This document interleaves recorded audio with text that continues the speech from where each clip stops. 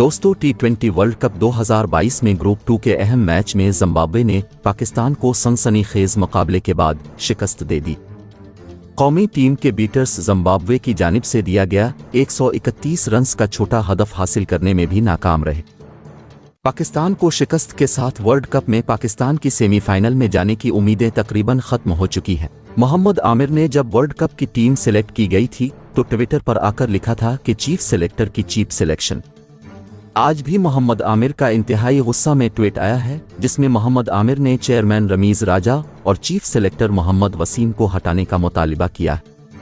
दोस्तों मोहम्मद आमिर ने कहा कि मैं पहले दिन से कह रहा हूं कि खराब सिलेक्शन है, अब इस चीज की जिम्मेदारी कौन लेगा।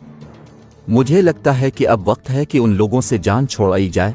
चेयरमैन रमीज राजा जो पीसीबी का खुदा बना हुआ है और नाम निहाद चीफ सेलेक्टर से भी जान छोड़नी चाहिए। खुदा उन लोगों को हिदायत दे। दोस्तों स्पोर्ट्स की दुनिया से लम्हा बा खबर रहने के लिए हमारा चैनल ज़रूर सब्सक्राइब करें।